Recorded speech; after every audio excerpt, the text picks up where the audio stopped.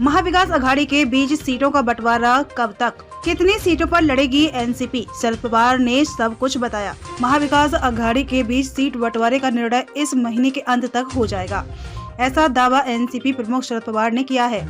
इसके लिए घटक दलों के नेताओं को कई बैठक करनी पड़ेंगी। आगामी लोकसभा चुनावों में उनकी पार्टी एनसीपी 6 से 8 लोकसभा सीटों पर चुनाव लड़ सकती है। इंडिया गठबंधन में वंचित बहुजन अघाड़ी को भी शामिल करने पर पवार ने जोर दिया। मंगलवार को पवार ने पलाड पियर स्थित पार्टी कार्यालय में प्रेस कॉन्फ्रेंस कर कहा कि एमवीए में सीट बंटवारे का फॉर्मूला इस बात से तय होगा कि किसके पास कितनी सीटें हैं, सीट पर किसके चुनाव लड़ने के अधिक वोट मिलेंगे। कांग्रेस के पास अधिक सीटें जीतने की क्षमता है।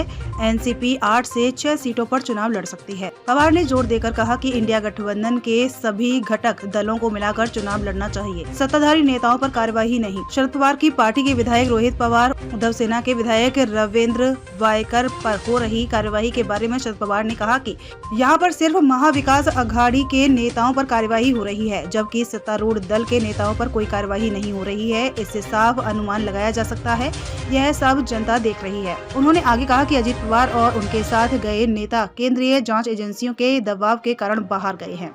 पवार ने कहा कि जो भी लोग सरकार में शामिल होने के लिए गए हैं, उनके लिए अब पार्टी के दरवाजे बंद हो गए हैं। बिल्किस बानो केस के फैसले का स्वागत। बिल्किस बानो मामले में सुप्रीम कोर्ट के फैसले का स्वागत करते हुए उन्होंने कहा कि इस मामले में फैसला लेने का हक महाराष्ट्र सरकार को था, लेकिन गुजरात ने महाराष्ट्र सरकार के अधिकारों पर अतिक्रमण किया। अब कोई चुनाव नहीं लड़ूंगा।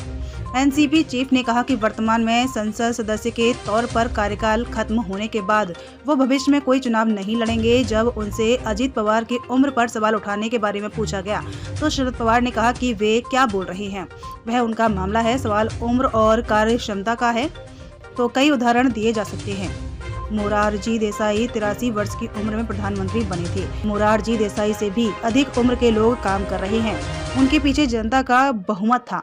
जब तक मेरा कार्यकाल है मैं जनता की सेवा करता रहूंगा। राज्यसभा में मेरा 1-2 साल का कार्यकाल बचा है, तब तक काम करता रहूंगा। मंदिर आस्था का मामला है। प्रेस कॉन्फ्रेंस के दौरान शरद पवार ने राम मंदिर के मामले पर भी अपनी बात रखी।